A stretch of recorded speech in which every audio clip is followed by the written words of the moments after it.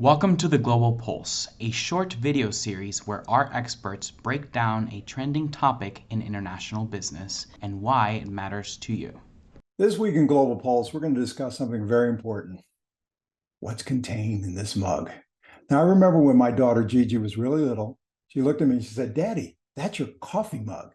And I knew that was the moment. I said, "You're going to be all right, kid. You understand the American experience." So let's talk about coffee and what's going on in the world this week. Now, what we know is that the price of coffee has gone up compared to last year. It's about 20%. And there are different factors into play here going on with the cost of that coffee. One of them being the tariffs. And you know there's a 50% tariff on products in Brazil. And so that's had an impact.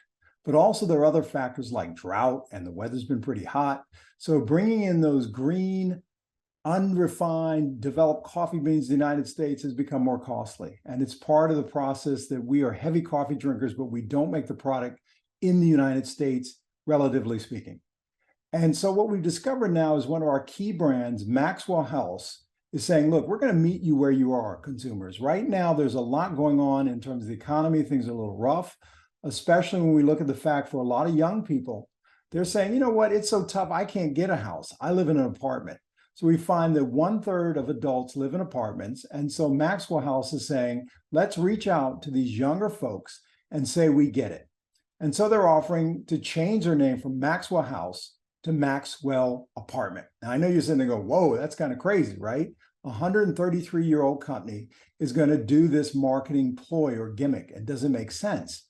But when we look at it, we see that it's a way to reach out and create buzz. People are talking about it, yet they have not altered their product. It's the same old Maxwell House.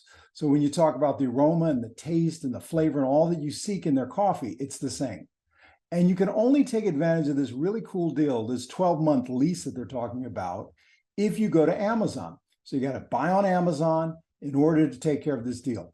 But what's intriguing is that right now it's out of stock. I mean, it really took off. So a lot of young folks heard about this deal. They're saying, look, I can get 4 units, 27.5 ounces, and I can get this for $40. That's pretty cool. That's enough coffee for one person in the course of a year. So why wouldn't I take advantage?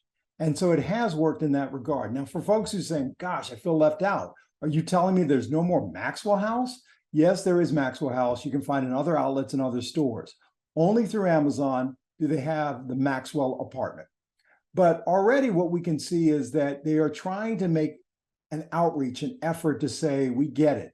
We see ourselves as a value brand, and as a value brand, we want to help you save a few dollars. So it's kind of a very clever ploy, and it probably will pay dividends. Now, I know some of you are like, wait a minute, hey, come on. I remember a time when the International House of Pancakes had the audacity of saying they were going to be the International House of Burgers. And that thing didn't seem to work at all. It seemed to fall flat. And you're right, because they were trying to introduce a new product, they're trying to alter their menu, and there was this sense that it might become permanent. This is simply temporary. They've gone out of their way in all of their messaging in terms of the content to say it's only temporary that we're doing this, and we'll go back to business as usual. But we will see in the fullness of time whether they're proven right or if they're proven wrong. So when we get down to it, we're going to hope that just like their brand, they're going to remain good to the last drop. Thank you for listening to me this week on Global Pulse.